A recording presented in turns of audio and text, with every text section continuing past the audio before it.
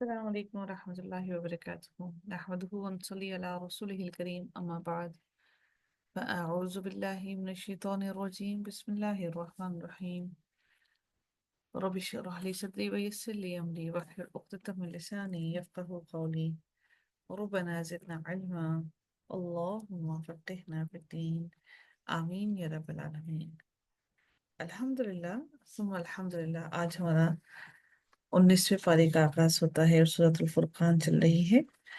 آگے دیکھتے ہیں کہ اللہ تعالیٰ سورۃ الفرقان کے اندر کیا ارشاد فرماتے ہیں، اور اللہ تعالیٰ نے اس میں کس طرح سے حق اور باطل کو الگ الگ کرنے کے لیے کیا کیا مثالیں بیان کی. ان کو پڑھتے ہیں اور اس کو سمجھنے کی کوشش کرتے ہیں. اعوذ باللہ من الشیطان الرجیم. اللہ تعالیٰ ارشاد فرماتے ہیں وقال الذین لا یرجون لقاءنا لولا انزل علینا الملائکۃ او نرى ربنا. اللہ تعالیٰ فرماتے ہیں اور جو لوگ ہماری ملاقات کی امید نہیں رکھتے، انہوں نے کہا کہ ہم پر فرشتے کیوں نہیں اتارے گئے یا ہم اپنے رب ہی کو دیکھتے. یعنی کہ ان دونوں میں سے کوئی ایک نشانی ہمیں کیوں نہیں دی گئی، یا تو پھر ہم اپنے رب کو دیکھتے، یا پھر فرشتے کو ڈائریکٹ ہی کیوں نہ آئے ہم پر نبی بن کر کہ وہ ہم پر اللہ تعالیٰ کا کلام لے کر آتے، یا پھر وہ اللہ تعالیٰ کا عذاب لے ہی آئیں جس کا ہم سے وعدہ کیا جا رہا ہے، یا ہم اپنے رب کو اپنی آنکھوں کے سامنے دیکھیں. پھر رب کائنات ارشاد فرماتے ہیں لقد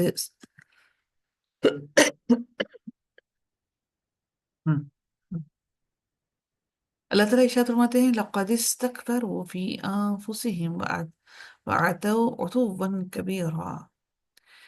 یا ہم اپنے رب ہی کو دیکھتے، وہ اپنے دلوں میں بہت بڑے بن گئے، بہت بڑے تکبر میں آ گئے، کیونکہ وہ انسان کو یعنی کہ نبی کو اپنے جیسا ہی انسان نہیں ماننا چاہتے تھے، اس لیے وہ بڑے سخت تکبر میں مبتلا ہو گئے.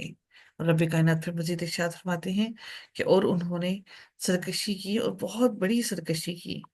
ایسی سرکشی میں مبتلا ہو گئے کہ اس سرکشی سے وہ باہر نکل نہیں سکے، کیونکہ وہ اللہ تعالیٰ کے نبی کا انکار کرنے والے تھے.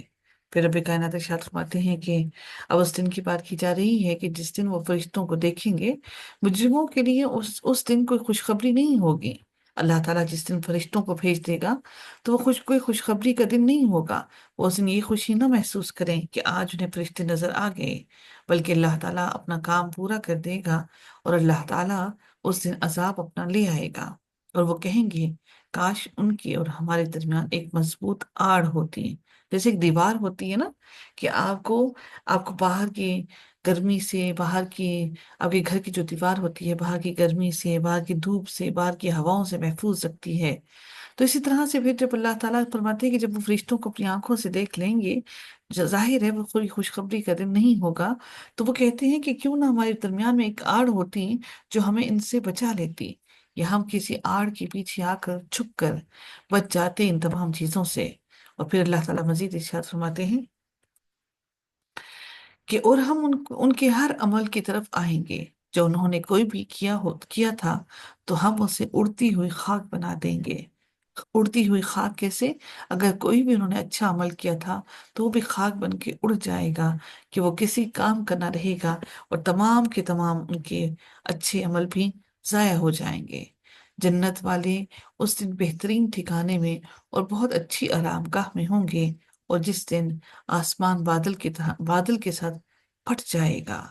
جیسے ہم دیکھتے ہیں نا اپنی آنکھوں کے سامنے کہ بادل جب آپس میں ملے بھی ہوتے ہیں تو ہمیں لگتا ہے بس اب بارش ہوگی. جب بادل آپس میں جڑ جاتے ہیں تو پھر وہ بارش برساتے ہیں، لیکن جب بادل الگ الگ ہو جاتے ہیں، پھٹ جاتے ہیں، تو پھر وہ بارش نہیں برساتے. تو اللہ تعالیٰ نے یہاں پر یہی ارشاد فرمایا کہ آسمان بادل کے ساتھ پھٹ جائے گا. یعنی کہ جس طرح سے بادل پھٹ جاتا ہے، اسی طرح سے اللہ تعالیٰ روز قیامت آسمان کو بھی اسی طرح سے بالکل پھاڑ دیں گے. اور پھر فرماتے ہیں کہ وہ فرشتے نازل کیے جائیں گے، لگاتار نازل کیا جانا. آسمان یہ پھٹ جائے گا اور پھر ہم دیکھیں گے کہ آسمان سے مسلسل فرشتے اللہ تعالیٰ کے اتر رہے ہوں گے، اور فرشتوں کی تعداد ہم نہیں جانتے کہ وہ کتنی زیادہ ہے. ہم آسمان سے فرشتوں کو اترتا ہوا دیکھیں گے۔ صرف آنکھیں بند کر کے یہ امیجن کیجئے اپنی آنکھوں کے سامنے کہ آسمان کو پھٹتا ہوا محسوس کیجئے، اور پھر اس آسمان سے اللہ تعالیٰ کی اس خلقت کو، اللہ تعالیٰ کی اس فوج کو، ان فرشتوں کو اترتا ہوا محسوس کیجئے کہ وہ کیسا منظر ہوگا کہ بادشاہ اور خالق حقیقی آسمان سے اترنے لگے گا، اور اس سے پہلے اس کی فوجیں اتریں گی زمین پر۔ سبحان اللہ، کیا ہی وہ دن ہوگا! اس روز حقیقی بادشاہت رحمان کی ہوگی، اور وہ دن کافروں پر بڑا مشکل ہوگا۔ اور جس دن ظالم اپنے ہاتھوں کو چبائے گا، اپنی انگلیوں کو منہ میں لے کر چبائے گا، اور وہ کہے گا اے کاش کہ میں نے رسول کے ساتھ ہدایت کا کچھ راستہ اختیار کرتا، ہائے میری بربادی، کاش میں فلاں شخص کو دلی دوست نہ بناتا۔ بلا شبہ یقیناً اس نے مجھے اس کے بعد نصیحت سے بہکا دیا، جبکہ وہ میرے پاس آ چکی تھی، اور انسان کو شیطان ہمیشہ چھوڑ جانے والا ہے۔ اور رسول کہے گا اے میرے رب، یقیناً اس قرآن کو میری قوم نے چھوڑا ہوا بنا رکھا تھا، یعنی کہ میری قوم نے اس قرآن کو چھوڑ دیا تھا، نہیں دیکھتے تھے، نہیں پڑھتے تھے، نہیں سمجھتے تھے۔ اور اسی طرح ہم نے مجرموں میں سے ہر نبی کے لیے کوئی نہ کوئی دشمن بنایا ہے، اور آپ کا اور آپ کا رب آپ کا ہی رب آپ کا رب اور آپ کا رب ہی ہدایت دینے والا اور مدد کرنے والا ہے۔ اور ان لوگوں نے کہا جنہوں نے کفر کیا، اس پر پورا قرآن ایک ہی بار کیوں نہ نازل کر دیا گیا، جس طرح اللہ تعالیٰ نے باقی کتابیں ایک بار ہی نازل کی، اسی طرح ہم نے اتارا تاکہ آپ کے دل کو اس کے ساتھ مضبوط کر دیں، تاکہ آپ کے دل کو، ہم نے قرآن کو وقتاً فوقتاً، ہم نے آرام آرام سے ٹھہر ٹھہر کر اس لیے اتارا تاکہ آپ کا دل اس پر پختہ ہو جائے، اور آپ اپنے مکمل طور پر اس پر ایمان لے آئیں، اور اپنے عمل کو اس قرآن کے مطابق ڈھال لیں۔ اللہ تعالیٰ نے یہی فرمایا کہ تاکہ ہم آپ کے دل کو اس کے ساتھ مضبوط کریں، اور ہم نے اسے ٹھہر ٹھہر کر پڑھا، اور خوب ٹھہر ٹھہر کر پڑھنا۔ اور وہ آپ کے پاس کوئی مثال نہیں لاتے۔ جب تک انسان قرآن کو ٹھہر ٹھہر کر نہیں پڑھتا، جس طرح اللہ نے فرمایا نا وَرَتِّلِ الْقُرْآنَ تَرْتِیلًا، جب تک انسان ٹھہر ٹھہر کر قرآن کو نہیں پڑھتا اور خوب ٹھہر ٹھہر کر نہیں پڑھتا، اس وقت تک انسان کے دل میں ہدایت نہیں اتر سکتی، انسان کا دل مضبوط نہیں ہو سکتا۔ تو انسان کو دل کی مضبوطی کے لیے ضروری ہے کہ انسان اپنے دل کو تقویت دینے کے لیے، اپنے دل کو طاقت دینے کے لیے، ہر انسان کے لیے لازم ہے کہ انسان قرآن کو ٹھہر ٹھہر کر پڑھے۔ قرآن کے اوپر سے، قرآن کے الفاظ سے تیزی سے دوڑ جانا مقصد نہیں ہے، قرآن کو دل میں اتارنا مقصد ہے کہ ہمارے دل نے اس سے کوئی ہدایت پائی، قرآن سے ہمارا دل نرم ہوا، کیا قرآن پڑھنے سے ہمارے دلوں میں اللہ تعالیٰ کی خشیت پیدا ہوئی؟ اور وہ آپ کے پاس کوئی مثال نہیں لاتے، مگر ہم تیرے پاس حق اور بہترین تفسیر لاتے ہیں۔ جو لوگ اپنے چہروں کے بل جہنم کی طرف جمع کیے جائیں گے، وہی لوگ ٹھکانے میں بدترین اور راستے سے زیادہ بھٹکے ہوئے ہیں، بدترین ٹھکانے میں ہیں، اور راستہ ان سے ہدایت کا بھٹک گیا، ہدایت کا راستہ گم ہو گیا ان سے۔ اور بلا شبہ یقیناً ہم نے موسیٰ کو کتاب دی، اور اس کے ساتھ اس کے بھائی ہارون کو بوجھ بٹانے والا بنایا۔ اب اللہ تعالیٰ نے جہاں جہاں ہم نے دیکھا کہ جب کسی قوم کے بھٹکنے کا ذکر ہوا، تو اس کے ساتھ ہی اللہ تعالیٰ نے حضرت موسیٰ علیہ السلام کا بھی ذکر کیا، اور بنی اسرائیل کا بھی ذکر کیا، کیونکہ اللہ تعالیٰ نے بڑی کرامات، بڑی ہی ان لوگوں کو اللہ تعالیٰ نے اپنی عنایتیں، نوازشیں عطا کی، اور اس کے باوجود یہ قوم بنی اسرائیل اللہ تعالیٰ کے راستے سے بھٹک گئی۔ اللہ تعالیٰ نے فرمایا بلا شبہ یقیناً ہم نے موسیٰ کو کتاب دی، اور اس کے ساتھ اس کے بھائی ہارون کو بوجھ بٹانے والا بنایا۔ پھر ہم نے کہا کہ تم دونوں ان لوگوں کی طرف جاؤ جنہوں نے ہماری آیات کو جھٹلا دیا، تو ہم نے انہیں تباہ و برباد کر دیا، پوری طرح سے ہم نے ان کو تباہ و برباد کیا۔ اور نوح کی قوم کو ہم نے غرق کر دیا جب انہوں نے رسولوں کو جھٹلا دیا، اور ہم نے انہیں لوگوں کے لیے نشان عبرت بنا دیا، ایک ایسی عبرت بنا دیا کہ آنے والے تمام لوگ اس سے عبرت حاصل کرنے لگے۔ اور ہم نے ظالموں کے لیے دردناک عذاب تیار کر رکھا ہے، اور عاد اور سمود کو اور کنویں والے اور اس کے درمیان بہت سے زمانے کے لوگوں کو بھی ہلاک کر دیا، یعنی کہ ان کے درمیان جتنے بھی لوگوں نے اللہ تعالیٰ کی نافرمانی کی، ان سب کو ہلاک کر دیا۔ اور ہر ایک کے لیے ہم نے مثالیں بیان کی، اور ہر ایک کو ہم نے برباد کر دیا۔ اور برباد بھی ایسا کیا کہ ان کو بری طرح سے تباہ و برباد کر دیا کہ ان میں سے باقی کوئی بھی نہ بچا۔ اور بلا شبہ یقیناً یہ لوگ اس بستی پر سے آئے ہیں جس پر بدترین بارش برسائی گئی، تو کیا وہ اسے دیکھا نہیں کرتے تھے؟ بلکہ وہ دوبارہ اٹھائے جانے کی امید ہی نہیں رکھتے، اور جب وہ آپ کو دیکھتے ہیں تو وہ آپ کا مذاق بنا لیتے ہیں کہ کیا یہی شخص وہ شخص ہے جسے اللہ تعالیٰ نے رسول بنا کر بھیجا ہے، ہم جیسا ہی انسان ہے جو بازاروں میں جاتا ہے، کھاتا ہے، پیتا ہے۔ بے شک قریب تھا کہ وہ ہمیں ہمارے معبودوں سے ہی بھٹکا دیتا اگر ہم اس پر جمے نہ رہتے۔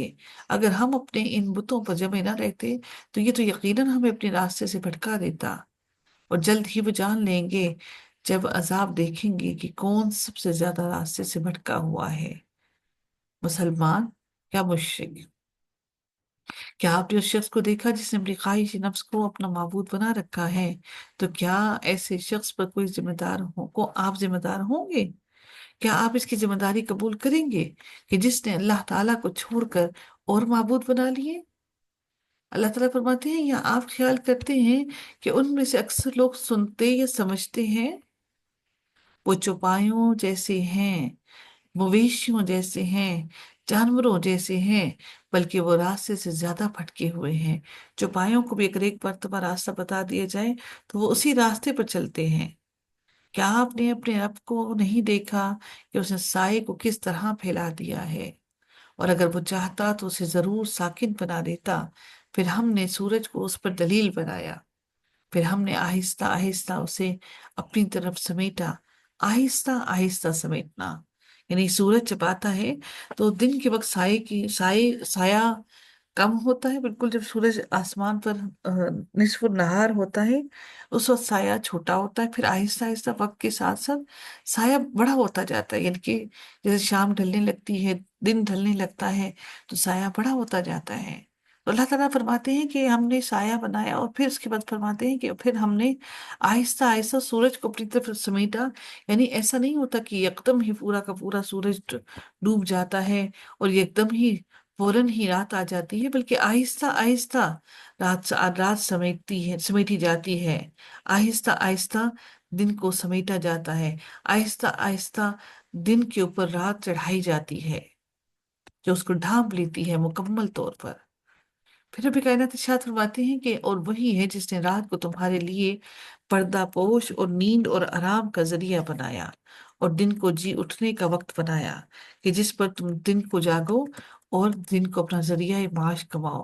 اور وہی ہے جس نے اپنی رحمت کے آگے آگے ہواؤں کو خوشخبری بنا کر بھیجا، اور ہم نے آسمان سے پاک کرنے والا پانی نازل کیا تاکہ اس کے ذریعے ہم مردہ شہر کو زندہ کریں، اور اس میں سے بہت سے چوپایوں اور انسانوں کو پانی پلائیں جن کو ہم نے پیدا کیا، اور بلا شبہ یقیناً ہم نے اسے ان کے درمیان پھیر پھیر کر بیان کیا ہے، ان آیات کو پھیر پھیر کر بیان کیا ہے تاکہ وہ سبق حاصل کریں۔ پھر بھی اکثر لوگوں نے ناشکری کے سوا کچھ نہیں مانا، اور اگر ہم چاہتے تو ضرور ہر بستی میں ایک ڈرانے والا لازمن بھیجتے، چنانچہ آپ کافروں کی بات نہ مانیں اور اس قرآن کے ساتھ ان سے جہاد کریں، بہت بڑا جہاد کریں کہ کوئی بھی کافر باقی نہ بچے۔ اور وہی ہے جس نے دو سمندروں کو ملا دیا، یہ میٹھا ہے، پیاس بجھانے والا ہے، اور یہ نمکین کڑوا ہے، اور اس نے دونوں کے درمیان ایک پردہ اور مضبوط آڑ کر دیے۔ یعنی کہ دو سمندر ہیں، آپس میں دونوں کا پانی ملتا نہیں ہے، دونوں کا پانی بالکل الگ الگ ہے۔ تو اللہ تعالیٰ فرماتے ہیں کہ ہم نے ان کے درمیان میں آڑ کر دی کہ ایک کا پانی دوسرے سے ہرگز نہیں ملتا، اور وہی ہے جس نے انسان کو پانی سے پیدا کیا، پھر اسے نسب والا اور سسرال والا بنایا۔ اب یہ پانی سے مراد کیا ہے؟ اس پانی سے مراد انسان کا نطفہ ہے، جس کو اللہ تعالیٰ نے جس نطفے سے انسان کو پیدا کیا، پھر اللہ تعالیٰ فرماتے ہیں کہ پھر ہم نے اسے نسب دیا اور سسرال والا بنایا، اور آپ کا رب ہمیشہ سے پوری قدرت رکھنے والا ہے۔ یہ سسرال کا خاص طور پر اللہ تعالیٰ نے ذکر کیوں کیا؟ کیونکہ ہم سسرالی رشتوں سے بھاگتے ہیں۔ اللہ تعالیٰ نے خاص طور پر کہا کہ ہم نے تمہیں نسب دیا، اور پھر تم نسب اپنا نام سب کچھ پیچھے چھوڑ کر پھر سسرال میں جاتے ہو، اور پھر ایک نیا سلسلہ زندگی کا شروع ہوتا ہے۔ اللہ تعالیٰ نے نسب کے ساتھ پھر سسرال کا بھی ذکر کیا، یعنی ایک نسب سے آپ ایک نسل سے ایک نسب سے ہیں، اور پھر سسرال میں جا کر آپ کی نسل بالکل ہی تبدیل ہو جاتی ہے۔ پھر اسے نسب والا اور سسرال والا بنایا، اور آپ کا رب ہمیشہ سے پوری قدرت رکھنے والا ہے، اور وہ اللہ تعالیٰ کے سوا ان کی عبادت کرتے ہیں جو انہیں نہ ہی نفع پہنچا سکتے ہیں اور نہ ہی انہیں نقصان دے سکتے ہیں۔ اور کافر اپنے رب کے خلاف اور کافر اپنے رب ہی کے خلاف مددگار بنا ہوا ہے۔ وہ سمجھتا ہے کہ وہ اپنے رب کے خلاف مددگار ہوگا، رب کے خلاف کوئی مددگار نہیں ہو سکتا۔ اور ہم نے آپ کو خوشخبری دینے والا اور ڈرانے والا بنا کر بھیجا۔ آپ کہتے ہیں کہ میں اس کا تم سے کوئی بدلہ نہیں مانگتا، یہ خوشخبری دینے کا نہ کوئی پیسہ یا کوئی معاوضہ مانگتا ہوں، مگر یہ کہ جو چاہے اپنے رب کی طرف راستہ اختیار کر لے۔ میرا مانگنا صرف یہ ہے کہ تم اللہ کے راستے پر چل پڑو، اور آپ اس زندہ پر بھروسہ کریں، اور آپ اس کی حمد کی تسبیح کریں، اور وہ اپنے بندوں کے گناہوں کی پوری طرح خبر رکھنے والا ہے، جس نے آسمانوں کو اور زمین کو اور جو کچھ ان کے درمیان ہے سب کچھ 6 دنوں میں پیدا کیا، پھر عرش پر بلند ہوا، وسیع رحمت والا ہے۔ سو آپ اس کے بارے میں کسی پوری خبر رکھنے والے سے پوچھ لیں، جو علم ہے اس سے پوچھ لیں۔ اور جب ان سے کہا جاتا ہے رحمان کو سجدہ کرو، تو کہتے ہیں کہ رحمان کیا ہے؟ انسجد لما تأمرون وزادہم نفورا، کیا ہم اسے سجدہ کریں جس کے لیے تم ہمیں حکم دیتے ہو؟ اور اس بات نے ان کے بدکنے میں اور اضافہ کر دیا۔ بدکنے سے کیا مراد؟ کہ فخر میں اور اچھلنے لگے، اور بگڑ گئے، اپنے غصے میں اور اچھلنے لگے۔ بہت برکت والا ہے جس نے آسمان میں برج بنائے، اور اس میں ایک چراغ اور ایک روشنی کرنے والا چاند بنایا۔ سورج، یعنی کہ چراغ سے مراد کیا؟ سورج بنایا۔ اور وہی وہ ذات ہے جس نے رات اور دن کو ایک دوسرے کے پیچھے آنے والا بنایا، یعنی وقفہ نہیں کرتے، ایک دوسرے کے آگے پیچھے آتے ہیں۔ ہر اس شخص کے لیے جو چاہے کہ نصیحت حاصل کرے یا اللہ تعالیٰ کا شکر گزار بننا چاہے۔ اور رحمان کے بندے وہ ہیں جو زمین پر نرمی اور عاجزی سے چلتے ہیں، اور جب جاہل ان سے بات کریں تو کہہ دیتے ہیں سلام ہو، اور جو اپنے رب کے لیے سجدے اور قیام میں رات گزارتے ہیں، اور جو کہتے ہیں کہ اے ہمارے رب ہم سے جہنم کا عذاب پھیر دے، یقیناً اس کا عذاب ہمیشہ چمٹنے والا ہے۔ جہنم کا عذاب انسان کے جسم کے ساتھ چپک جائے گا، چمٹ جائے گا۔ انسان اس سے راہ فرار حاصل کرنا چاہے گا لیکن راہ فرار حاصل نہ کر سکے گا۔ اپنے آپ سے چھڑانا چاہے گا اس آگ کو، لیکن نہیں چھڑا سکے گا۔ بلا شبہ وہ بہت ہی برے ٹھہرنے کی جگہ اور اقامت کی جگہ ہے، رہنے کا مقام ہے۔ اور وہ لوگ کہ جب خرچ کرتے ہیں تو نہ فضول خرچی کرتے ہیں اور نہ کنجوسی کرتے ہیں، میانہ روی اختیار کرتے ہیں، اور ان کا خرچ ان کے درمیان اعتدال پر ہوتا ہے۔ اور جو اللہ تعالیٰ کے ساتھ کوئی دوسرا معبود نہیں پکارتے، اور جس جان کو اللہ تعالیٰ نے حرام کیا اسے قتل نہیں کرتے مگر حق کے ساتھ، اور وہ زنا نہیں کرتے، اور جو شخص یہ کام کرے گا وہ سخت گناہ کو ملے گا۔ قیامت کے دن اس کے لیے عذاب دگنا کر دیا جائے گا، یعنی پہلے سے عذاب تو ہے لیکن اللہ تعالیٰ اس عذاب کو دگنا اور مزید بڑھا دیں گے، اور وہ اسی میں ہمیشہ ذلیل کیا ہوا رہے گا۔ مگر جس نے توبہ کی اور ایمان لایا اور نیک عمل کیے تو یہی لوگ ہیں جن کی برائیوں کو اللہ تعالیٰ نیکیوں میں بدل دے گا، اور اللہ تعالیٰ ہمیشہ سے بے حد بخشنے والا اور نہایت رحم کرنے والا ہے۔ لیکن جس شخص نے توبہ کی اور نیک عمل کیے تو یقیناً وہ رجوع کرتا ہے اللہ تعالیٰ کی طرف، کہ اللہ تعالیٰ سے اللہ کی طرف مڑ جائے، اور اللہ تعالیٰ کی طرف ایسا رجوع کرتا ہے کہ سچا رجوع کرتا ہے، مکمل طور پر اپنے گناہوں کی معافی طلب کرتا ہے، اور اس کا دل اپنے گناہوں پر روتا اور تڑپتا ہے۔ اور جو شخص جھوٹ میں شامل نہیں ہوتے، اور جب کسی بےہودہ کام پر سے گزرتے ہیں تو شرافت سے سر جھکائے گزر جاتے ہیں، ان بےہودہ کاموں میں اپنا دل نہیں لگا لیتے، اور نہ ہی اپنے بےہودہ کاموں میں اپنے کان لگاتے ہیں۔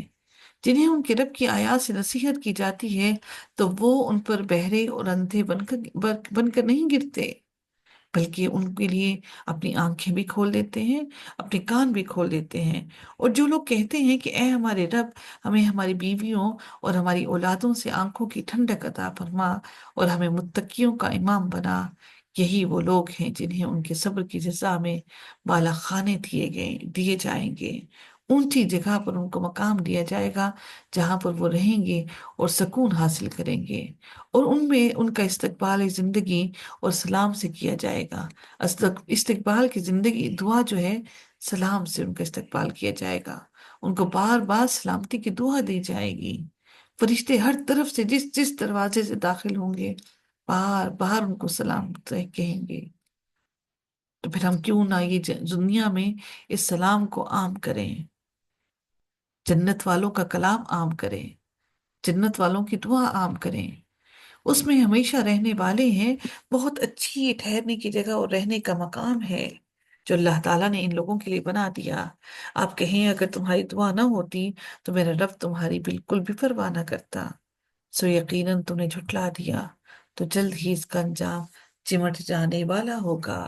جو اللہ کی راہ پہ سے ہٹ گیا، جس نے اللہ کی پرواہ نہ کی، اللہ اس کی بھی پرواہ نہیں کرتا۔ سورہ شعراء کا آغاز ہوتا ہے جو کہ مکی سورہ ہے، 11 آیات ہیں اور 227، 11 رکوع ہیں اور 227 آیات ہیں۔ نزول کے اعتبار سے اس کا 47 نمبر اور قرآن میں اس کا 26واں نمبر ہے۔ بسم اللہ الرحمن الرحیم۔ مکی سورہ کا آغاز پھر سے دیکھ رہے ہیں کہ مکی سورہ کا آغاز حروف مقطعات سے ہوتا ہے، طاسین، یہ واضح کتاب کی آیات ہیں۔ اللہ تعالیٰ نے جب بھی حروف مقطعات کے بعد ہم دیکھتے ہیں کہ جب بھی اللہ تعالیٰ نے بہت اہم ترین بات کی، اب اس سے معلوم ہوتا ہے کہ اس کے معنی کو بہت ہی اہم ترین اور بہت بڑی معنی ہے۔ اللہ تعالیٰ نے اس کے بعد اپنی کتاب کے بارے میں بیان کیا کہ یہ واضح کتاب کی آیات ہیں، شاید خود کو ہلاک کرنے والے ہیں کہ وہ مومن کیوں نہیں ہوتے، یعنی کہ شاید اے نبی آپ خود کو ہلاک کرنے والے ہیں اس پریشانی میں مبتلا ہو کر، اس غم میں مبتلا ہو کر کہ یہ لوگ سارے کے سارے مومن کیوں نہیں ہوتے۔ اگر ہم چاہیں تو ان پر آسمان سے کوئی نشانی اتار دیں، پھر ان کی گردنیں اس کے سامنے جھکنے والی ہو جائیں، یعنی کہ ایسی نشانی اتاریں کہ وہ گردن پھر اٹھا ہی نہ سکیں ڈر اور خوف سے، اور ان کے پاس رحمان کی طرف سے کوئی نئی نصیحت نہیں آتی مگر وہ اس سے منہ موڑنے والے ہوتے ہیں، فوراً ہی منہ موڑ جاتے ہیں۔ اگر اللہ چاہتا تو جہنم کو ان کے سامنے، ان کی آنکھوں کے سامنے ہر وقت پیش رکھتا، تو وہ پھر کیسے جہنم کو اپنی آنکھوں سے دیکھتے دیکھتے ہی گناہ کرتے، اور جیسے ہی کوئی گناہ کرتا تو اللہ تعالیٰ اسی وقت اس کو جہنم میں ڈال دیتا، تاکہ سارے لوگ دیکھتے بھی اور باقی سارے کے سارے لوگ گناہوں سے بچ جاتے۔ اللہ تعالیٰ پہ یہ سب کچھ کرنا ہرگز مشکل نہیں ہے۔ اللہ نے اس لیے فرمایا کہ اگر میں ان کے سامنے کوئی ایسی نشانی اتار دیتا کہ گردنیں اٹھ ہی نہ پاتی، بس یقیناً جب انہوں نے جھٹلا ہی دیا ہے تو اب جلد ہی ان کے پاس ان کی خبریں آئیں گی جن کا یہ مذاق اڑاتے تھے۔ اور کیا انہوں نے زمین کو نہیں دیکھا کہ ہم نے اس میں ہر قسم کی کتنی عمدہ نباتات اگائی ہیں؟ بے شک اس میں یقیناً ایک نشانی ہے ان لوگوں کے، اور ان کے اکثر لوگ ایمان لانے والے نہیں ہیں، اور یقیناً آپ کا رب سب پر غالب اور نہایت رحم کرنے والا ہے۔ اور جب آپ کے رب نے موسیٰ کو پکارا یہ کہ تم ظالم قوم کے پاس جاؤ، اللہ تعالیٰ نبی صلی اللہ علیہ وسلم کو بیان فرماتے ہیں اور کہتے ہیں کہ جب آپ کے رب نے موسیٰ کو پکارا اور موسیٰ کو کیا کہا کہ تم ظالم قوم کے پاس جاؤ، فرعون کی قوم کے پاس، کیا وہ نہیں ڈرتے؟ کیا وہ اللہ سے نہیں ڈرتے؟ اس نے کہا اے میرے رب، یقیناً میں ڈرتا ہوں کہ وہ مجھے جھٹلا دیں گے، میں ضرور جاؤں گا تیرا پیغام لے کر، لیکن مجھے ڈر ہے کہ وہ نہ صرف مجھے جھٹلا دیں گے بلکہ پھر وہ مجھے تنگ کریں گے، اور میرا سینہ تنگ ہو رہا ہے اور میری زبان چل نہیں رہی، لہٰذا آپ ہارون کی طرف وہی بھیج دیں کہ ہارون میری مدد کرے، اور مجھ پر ان کا ایک گناہ بھی ہے۔ گناہ کیا تھا؟ جو ان سے قتل ہو گیا تھا، بس میں ڈرتا ہوں کہ وہ مجھے قتل کر دیں گے، اس قتل کے عوض میں مجھ سے ضرور بدلہ لیں گے۔ اللہ تعالیٰ نے فرمایا کلا، ہرگز نہیں، پھر تم دونوں ہماری نشانیوں کے ساتھ جاؤ، یقیناً ہم تمہارے ساتھ خوب سننے والے ہیں، ہم ان کی ہر ہر بات کو، ہر ہر چال کو سننے والے ہیں۔ تو دونوں فرعون کے پاس جاؤ، پھر دونوں کہو یقیناً ہم رب العالمین کا پیغام پہنچانے والے ہیں، یہ کہ بنی اسرائیل کو ہمارے ساتھ بھیج دو تاکہ ہم ان کو ان کے علاقے شام میں واپس لے جائیں۔ فرعون نے کہا، کیا ہم نے اپنے ہاں تمہیں بچہ سا نہیں پالا تھا؟ کیا تم چھوٹے سے بچے تھے، ہم نے تمہاری پرورش نہ کی تھی؟ اور تم ہمارے ہاں ایک اپنی عمر کے کئی سال رہے ہو، یعنی جوانی تک تم ہمارے ساتھ رہے، اور تم نے اپنا وہ کام کیا جو تم نے کیا، اور تم ناشکروں میں سے ہو۔ جو تم نے کیا کہ تم نیا معبود لے کر آ گئے ہو، تمہیں بالکل بھی خیال نہیں کہ ہم نے تمہاری کس طرح سے کفالت کی، اور تم ناشکرے بن گئے میرے سارے احسانات کے پیچھے۔ موسیٰ علیہ السلام نے کہا، میں نے یہ کام تب کیا تھا اور جب میں راستہ گم کرنے والوں میں سے تھا، یعنی اب مجھے راستہ مل گیا ہے۔ جو بھی میرے سے ہوا اس سے پہلے وہ اس وقت ہوا جب کہ مجھے راستہ معلوم نہ تھا، جب میری طرف اللہ تعالیٰ کی طرف سے پوری طرح سے ہدایت نہ پہنچی تھی۔ پھر جب مجھے تم سے ڈر لگا تو میں بھاگ گیا۔ اب یہاں پر قتل کی بات ہو رہی ہے۔ پھر جب مجھ سے ڈر لگا تو تو میں تم سے بھاگ گیا، تو میرے رب نے مجھے حکمت عطا کی، دانائی عطا کی، وحی عطا کی۔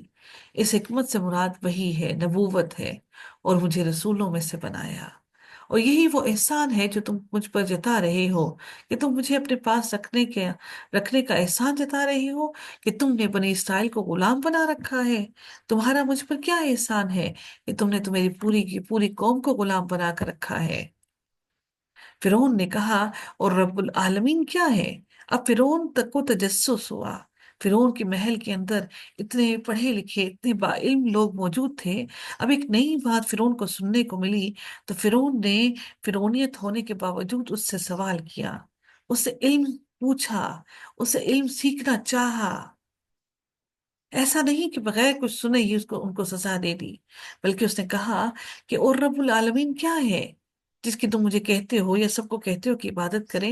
موسیٰ علیہ السلام نے کہا، آسمانوں کا اور زمین کا اور ان کا بھی رب جو ان کے درمیان ہے، جو آسمانوں کی خلقت ہے اور زمین پر جو خلقت ہے، اور جو ان دونوں کے درمیان ہے، یعنی کہ ان دونوں کے درمیان لازمی طور پر ہوا میں، خلا میں، یہ جو ہمارے درمیان میں موجود ہے، ان دونوں کے درمیان ہر طرف اللہ کے فرشتے پھیلے ہوئے ہیں، اگر تم یقین کرنے والے ہو۔ فرعون نے اپنے ارد گرد والوں سے کہا، کیا تم سنتے نہیں ہو؟ موسیٰ نے کہا، وہ تمہارا رب ہے اور تمہارے پہلے باپ دادا کا رب ہے۔ فرعون نے کہا، تمہاری طرف جو رسول بھیجا گیا ہے یقیناً وہ مجنون ہے۔ بنی اسرائیل کو کہا، کہ بنی اسرائیل کو مخاطب کرتے ہوئے کہا، یہ تو کوئی مجنون ہے، یہ رسول تو نہیں ہے۔ موسیٰ نے کہا، وہ مشرق اور مغرب اور ان کے درمیان کا رب ہے، اگر تم سمجھتے ہو۔ جو کچھ بھی مشرق اور مغرب کے درمیان میں آتا ہے وہ ان سب کا رب ہے۔ فرعون نے کہا، اگر تم نے میرے سوا کسی کو اپنا معبود بنایا تو میں ضرور تمہیں قید کیے ہوئے لوگوں میں شامل کر دوں گا۔ موسیٰ نے کہا، اور کیا اگر میں کوئی واضح چیز تمہارے سامنے لے آؤں؟ فرعون نے کہا، اگر تم سچوں میں سے ہو تو اس اپنی واضح چیز کو لے آؤ۔ بس موسیٰ نے اپنی لاٹھی پھینک دی تو اچانک وہ واضح اسلحہ بن گیا، یعنی کہ حقیقتاً اژدہا تھا، وہ کوئی آنکھوں کا یا نظر کا دھوکہ نہ تھا۔ اور اس نے اپنا ہاتھ نکالا، تب وہ دیکھنے والوں کے لیے سفید چمکدار ہاتھ تھا۔ فرعون نے اپنے ارد گرد کے سرداروں سے کہا، یقیناً یہ ایک بہت ماہر جادوگر ہے، ارادہ رکھتا ہے کہ اپنے جادو سے تمہیں تمہارے ملک سے نکال دے۔ تو تم کیا حکم دیتے ہو؟ انہوں نے کہا، آپ اسے اور اس کے بھائی کو مہلت دیں اور شہروں میں اکٹھا کرنے والے بھیج دیں، کہیں ایسا نہ ہو کہ لوگ یہ سمجھے کہ ہم جادوگر اتنے بیکار ہیں کہ ہم جادوگر اس کا مقابلہ بھی نہ کر سکے۔ پھر ہم اپنے سارے کے سارے ماہر جادوگر لے کر آئیں گے اور اپنے سارے پینترے ڈالیں گے اور دیکھیں گے کہ یہ کس طرح سے اپنے جادو کا اثر ہم سب پر کرتا ہے۔ وہ ہر بڑے ماہر جادوگر کو آپ کے پاس لے آئیں۔ پھر ایک متعین دن کے مقررہ وقت پر تمام جادوگر اکٹھے کیے گئے اور لوگوں سے کہا گیا، کیا تم جمع ہونے والے ہو؟ شاید کہ ہم جادوگروں کے پیروکار بن جائیں اگر وہ غالب رہنے والے ہوں۔ پھر جب تمام جادوگر آ گئے، روایات میں آتا ہے کہ تقریباً 70,000 جادوگر بلائے گئے۔ انہوں نے کہا، کیا یقیناً ہمارے لیے ضرور کچھ صلہ ہوگا اگر ہم غالب آ گئے؟ پھر انہوں نے کہا، ہاں، اور یقیناً تم سب کے سب میرے مقرب ترین لوگوں میں شامل ہو جاؤ گے۔ موسیٰ نے ان سے کہا، پھینکو جو تم پھینکنے والے ہو۔ تو انہوں نے اپنی رسیاں اور اپنی لاٹیاں پھینک دیں، اور انہوں نے کہا، فرعون کی عزت کی قسم، جو ان کا رب انہوں نے بنا رکھا تھا، یقیناً ہم ضرور غالب آنے والے ہیں۔ پھر موسیٰ نے اپنی لاٹھی پھینکی، تب یکایک وہ نکل رہی تھی، وہ سارے کے سارے جھوٹ جو وہ گھڑتے تھے، وہ جو ان کے سانپ جو ان کی رسیاں سانپ بنے تھے وہ جھوٹ تھا۔ پھر سارے کے سارے جادوگر سجدے کی حالت میں ڈال دیے گئے۔ انہوں نے کہا، ہم جہانوں کے رب پر ایمان لاتے ہیں، موسیٰ اور ہارون کے رب پر ایمان لاتے ہیں۔ فرعون نے کہا، تم اس پر ایمان لے آئے اس سے پہلے ہی کہ میں تمہیں اجازت دوں؟ میری اجازت کے بغیر ہی اس پر ایمان لے آئے؟ یقیناً وہ تمہارا سب سے بڑا جادوگر ہے، اسی نے تمہیں جادو سکھایا۔ بے شک جلد ہی تم جان لو گے کہ میں تمہارے ہاتھ اور پاؤں مخالف سمت میں کاٹ دوں گا، اور بری طرح سے کاٹوں گا، اور پھر تمہیں ضرور اس ہاتھ اور پاؤں کو کاٹنے کے بعد سولی پر چڑھا دوں گا۔ انہوں نے کہا، کوئی حرج نہیں، یقیناً ہم اپنے رب کی طرف لوٹنے والے ہیں، یقیناً ہمیں امید ہے، ہم امید رکھتے ہیں کہ ہماری اس سے پہلے کی جتنی بھی خطائیں تھیں اللہ تعالیٰ ان ساری خطاؤں کو معاف کر دے گا، کیونکہ ہم سب اس سے پہلے ایمان لانے والے ہیں، ہم سب سے پہلے تمام کے تمام لوگوں پر اس پر ایمان لے کر آئے ہیں، یقیناً تمہارا پیچھا کیا جائے گا۔ پھر انہوں نے کہا کہ کیا ہوا؟ کہ انکم متبعون، یقیناً تمہارا پیچھا کیا جائے گا۔ تو فرعون نے شہروں میں اکٹھا کرنے والوں کو بھیجا، یقیناً یہ لوگ بے شک ایک تھوڑی سی جماعت تھی ہیں، تھوڑے سے قلیل ہی لوگ ہیں، ان کو ختم کرنا ہرگز مشکل نہیں، اور بلا شبہ وہ ضرور ہمیں غصہ دلانے والے ہیں، اور یقیناً ضرور ہم سب چکنے رہنے والے ہیں۔ تو ہم نے انہیں باغوں اور چشموں سے نکالا، اور خزانوں اور عمدہ جگہ سے، یعنی کہ جس جگہ پر وہ رہ رہے تھے ان تمام جگہوں سے نکال دیا۔ اس طرح ہوا، اور ہم نے بنی اسرائیل کو ان چیزوں کا وارث بنا دیا۔ کن کو نکال دیا اللہ تعالیٰ نے؟ ان آل فرعون کو نکال کے یہ ساری نعمتیں ان سے چھین لی، اور پھر اللہ تعالیٰ نے یہ ساری نعمتیں بنی اسرائیل کو دے کر ان چیزوں کا وارث بنا دیا۔ تو انہوں نے سورج نکلتے ہی ان کا پیچھا کیا۔ کس نے؟ فرعون اور اس کی فوج نے، آل فرعون نے۔ پھر جب دونوں گروہوں نے ایک دوسرے کو دیکھا تو موسیٰ کے ساتھیوں نے کہا، یقیناً ضرور ہم پکڑے جانے والے ہیں۔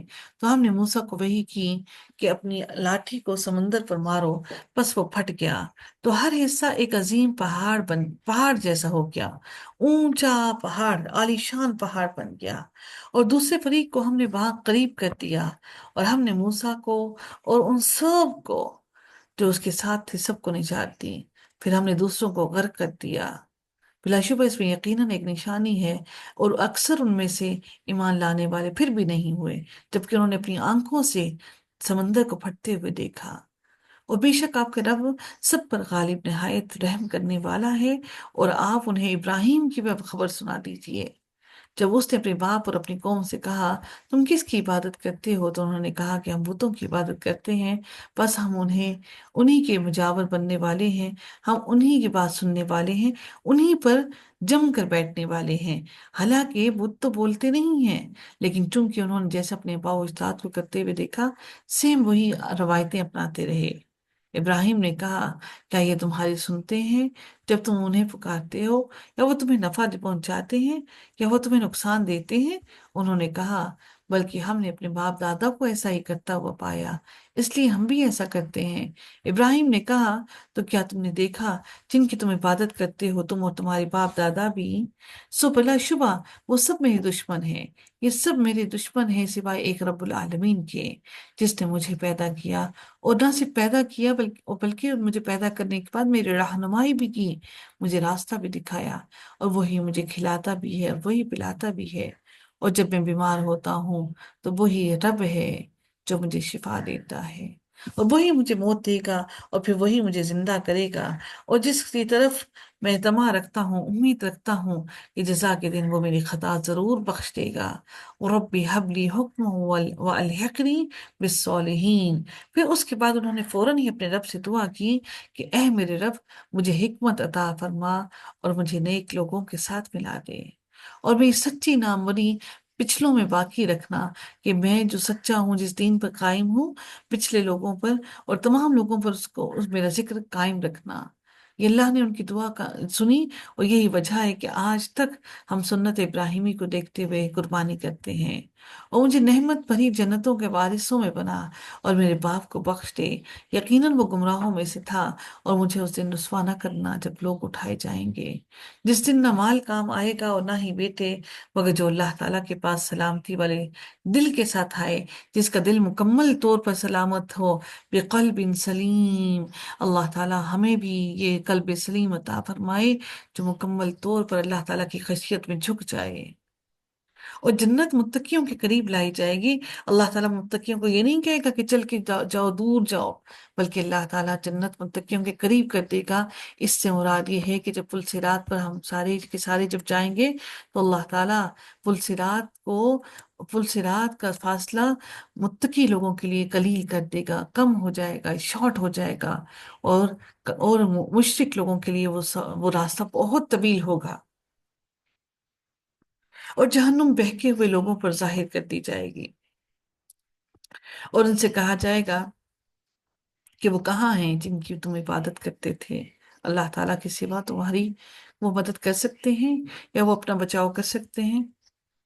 پھر وہ اور بہکے ہوئے لوگ بھی اوندھی منہ اس میں ڈال دیے جائیں گے، اور ابلیس کے لشکر سب کے سب جہنم میں داخل کیے جائیں گے۔